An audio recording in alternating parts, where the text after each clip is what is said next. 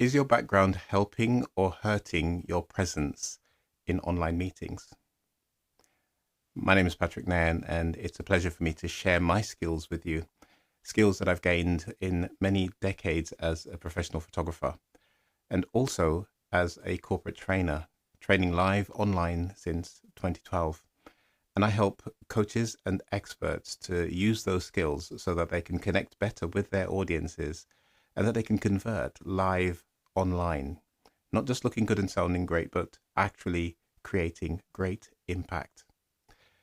Now, your background is not just behind you. It's actually a part of your presence. It's like a prop. And it's a bit like if you're an actor, it's like a costume. And so my question today is it helping your presence or is it actually hurting your presence? You see, many people in the coaching and the expert space actually think about the background as just being one of those things that is there to hide the real background or to kind of just complete that space.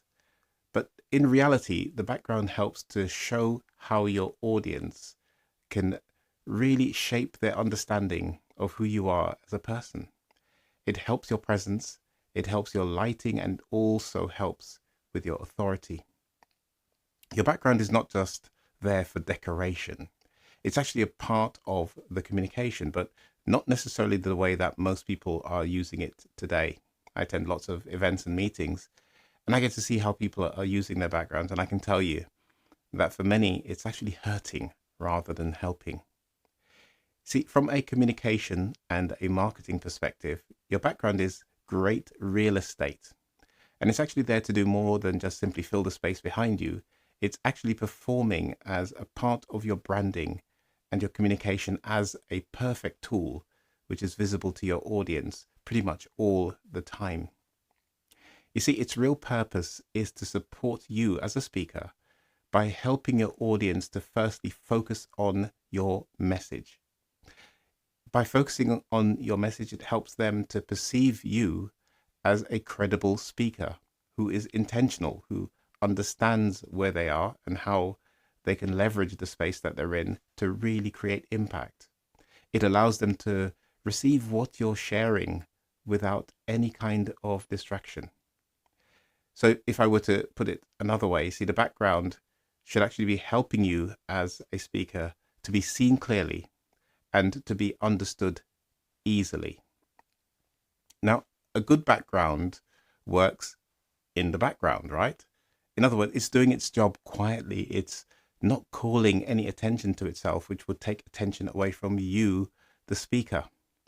And so it's really trying to do this silently, but still powerfully, but not taking any attention away from you. So let me ask you, is your background that you're using at the moment actually taking attention away from you when you watch your own videos, recording, say, for instance? How do you feel? Do you cringe a little bit? Now, some coaches and experts may actually think that the background is really just something to tidy up the background behind them. It's kind of a way to look professional, right? If you're a professional, you need to have certainly your logo behind you, your mission statement. It's a way to avoid looking messy or as a way for a visual setting, just to kind of like make it clear that we are actually on a call and we take it seriously. Now, none of that is what I would call wrong, but it is actually quite limited. And I want you to just think about this, not just as decoration, not just as branding, not just as a way to seem put together or how to tidy up or to make your office look really nice, but to take it a step further, to really professionalize, because we understand now more about the role of the background. And when we understand what the background is there to do and how it helps us, then we can take it a bit more seriously so that we can be taken more seriously. So your background is a part of your message. And I'm going to explain in a second what it's not, because I think for some of these backgrounds, we need to learn what it's not in order to really understand what it is. But our background, not only does it support and is part of our message, but it's actually there to build trust. It's there to create and shape our authority. by removing things like distractions. It's there to augment and support our lighting, because if we have great lighting but our background is also being illuminated and it's quite busy, it's going to create a visual clutter. And what we want is visual clarity. And what we are really trying to do is to help the audience to get on our side as quickly as possible. We don't want to put anything in the way. So when I think about a background, coming from my background in photography and in live and in-person and online training, then one of the most important things that I think of a background as is the way to create context. And I want you to just imagine for a moment, I know some of you will have been to a play or two, and you certainly will have also been to cinema or seen something on the television. Now, here's the key. Your background is to help the audience to understand who you are. Now, I'm going to go a little bit more deeply into that, but essentially, one of the most important things with authority is us being able to share with our audience who we are without having to tell the audience all the time who we are. The more that we have to shout who we are is the less effective we are at sharing who we are. I know, bit of repetition there, but it's important. It's also there to show where you are. Now, if we want to consider this from a point of authority, or relevance is probably the other word that I should use, is you're sharing with your audience why they should be listening to you. And one of the ways in which we do that normally is the way we dress, the way we present ourselves. When we walk up to someone and we shake their hand in a nice professional way, we are announcing our professionalism. We're announcing to some extent our status within the space that we're occupying. Now, here's the thing. I know that you already understand the importance of what this background is doing, because so many meetings I go to, people are using the blur background effect.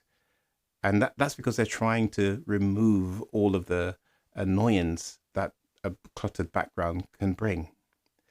And I can tell you that from my experience doing many weddings and events and different types of occasion, but focusing for the moment on weddings. I really enjoyed photographing weddings because it was such a grand occasion, and for many people, it's really the biggest occasion of their entire lives. And I would actually become meticulous at choosing backgrounds. And I would go to the location with the bride and the groom before the wedding so that we could scout that location and we could pick out the best backgrounds so that the bride and the groom could have amazing photos that they would cherish forever and a day. And the funny thing is that it's about shaping who they are. It's about putting into context when people look back at those photos. And bear in mind that these become what we call heirlooms in the UK. And it gets passed down from generation to generation. And so what we want to really make clear is who are the two people who are the bride and the groom. And we can do that by setting them in the correct backgrounds so that those backgrounds augment their position. And even if we have lots of other people around, it's still clear who the bride and the groom are. And what was actually quite funny is that when we would do this as a pre-shoot with a couple, they didn't really understand what the fuss was all about. They didn't understand why I was taking so much time to go and choose locations that would work in a particular way. Why we would try to go there at the same time of the day, if possible, when their wedding was going to be taking place, so that we can actually make sure that we're picking locations that will mimic where the sun is going to be on that day. But here's the thing, when they saw the results, they would always be so amazed and say, I get it now. I understand why you were so meticulous, why you picked those backgrounds, because the photos just look amazing. And I'm so glad to have been part of those many experiences, because what I was trying to make sure was that there was no strange mergings of them into the background. And what we would have is like a tree growing out of someone's sort of shoulder that was now creating a visual dissonance for the brain to kind of connect and to make sure. And these are what you might call unhappy accidents, but they can be avoided if you actually become really intentional about choosing the background. Now that's from a photographer's point of view, but I want you to be able to take this into your actual background and to realize that your selection of your background, how you create your background, deserves consideration, because it's about building that trust and branding. It's about consistency, always being seen on the same background. Makes it very easy for your audience to know that it's you. And this goes back many, many years, but for photographers, having a white background became a standard thing. This goes back to almost the beginning of photography. And what we've realized is that a white background has a number of advantages over many other types of background that we can use. But what we want to do is whatever we choose, it needs to be about consistency, and it needs to also enable what we call believability. We want our audience to actually be able to trust us and to believe that we are who we say we are. So having backgrounds that look like we're in outer space may not resonate quite well if what we teach or what we share is all about maybe healing in nature. We want to make sure that we can connect what we're saying to the way that our background portrays us.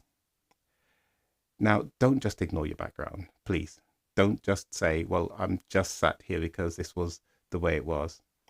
I've also attended meetings where someone was perhaps in an airport or some destination of travel, some terminal or center where there's a lot of people going on in the background and there's a lot of noise, and they're trying to actually take part in the meeting. And you could see how busy it is, and your focus turns to distraction. And what can happen sometimes is, because we've ignored our background and we forget what's going on, we've lost our audience because we have, without intending to, redirected our audience's attention from us onto everything else. And that's not what you really want to do as a coach or as an expert. The other thing to understand is that, as well as trying to remove or avoid distractions, we want to anchor our audience, ground them in the space that we're in, ground them in the reality that we are creating for them. That's so important, as I mentioned, for people who teach things around leadership, people who teach things around business structures. You want to look like you're used to being in those environments. It's not going to work so well if you look like you're on a great, wonderful beach. That background isn't going to work so well for your audience because it's not going to create the congruence that we need. We want them to focus, because focus allows them to focus on not just us, but the message, our story. Now, there are some pluses and minuses, some do's and don'ts. And some of the ways in which a good background can help us is that it really will enhance our credibility, because it's clean, it's consistent, and it signals to some extent that we're prepared. You know, we are not just approaching this meeting haphazardly. We took the time to prepare for this meeting. And just as when I was helping wedding couples to have these wonderful pictures for ever and a day, that we're doing the same from a business or a conversation perspective if we're having a meeting. It's also going to help your audience to feel like you're much more professional and that you're worth paying attention to, right? Because you're giving them reasons and cues to really pay attention to you. It helps your audience to relax and to take you seriously. Here's the other one. It works with your lighting when you do it right. Now, for many people, they use background effects. And if we are in a space that we want our audience to really connect with and to see as a choice that we've made for a reason, then a good background will actually help for our face to visually look clearer and softer and a bit more polished. If we've taken time to work on our faces, then we want to make sure that that comes across to our audience. And it strengthens our presence, right? We're going to feel more present with our audience. And for those of you who like to use what we call chroma key or green screen or blue screen, depending on which era you're from, then they require for you to be really good with your lighting, because when you don't have great lighting, it's going to be very uneven, very difficult to get a good key. And you're going to get this kind of ghosting around the hair and around where your body outline begins to merge into the background again. Ghosting is what I believe some people call it. And great backgrounds help to reinforce your message. Now, I don't mean having all kinds of messages on your background, having logos and having books and all kinds of things in the background that are there to show off your expertise. That can actually become a distraction. And I've actually experienced that. But the idea is that we want to actually use what's been used for many, many years. Use those systems. Don't try to reinvent the wheel all the time. Use what works. Look at industries that are for experts and see what they do. Now, there are some ways that your background can, of course, get in the way. It can hurt. And we'll go through these a bit more quickly, but anything that distracts. Yes, you've got lots of books, but what tends to happen is people are reading the titles if they can, what's going on in the background. And too much clutter just simply gets in the way, taking your audience's attention and focus away. Again, it can work against your lighting because you might have lots of lights in the background. And humans really respond to this shiny object syndrome. We do actually start to look where the bright lights are. And you can actually end up with all kinds of contrast issues as well, where you might have half of your face in shadow, half in light. Now, that may look great in cinematic settings, but when you're seeking to be a coach or an expert, where you really are sharing your knowledge, your guidance, your information, it's much more normal to go for something which is a little bit more even in terms of lighting across the face. And you don't want to be sending the wrong messages. Now, for those of you who are old enough who can remember websites back in the 1990s, then you might remember that sometimes we had weird colors. We would have a lime green background and we'd had yellow writing on top of it. Or you'd have a black background with bright yellow writing, bright red writing on top of it as well. Very difficult and hard on the eyes, I can tell you. And a background can actually do that if we don't get our colors right. If we go for very strong colors, that can be okay. That might be brand relevant. But it's also required for your audience to be able to visually be comfortable with what's going on in your background. What is your background saying? Now, that's the question that I have for you ultimately today. What is your background saying to your audience? Is it saying that this person actually takes all of this presentation stuff seriously?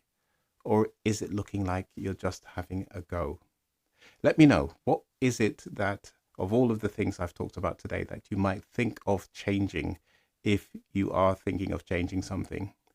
I want to encourage you to stay tuned because this is a series. It's an ongoing series that I want to help you to understand some of the simple but powerful tools that you can use to improve your presentation so that you too can look good and sound great when you're presenting live online. I'm going to encourage you to like this video, subscribe to the channel. I want you to be available to see any of the new presentations that I come up with. And I want you to know you get notifications. So please follow up as you choose.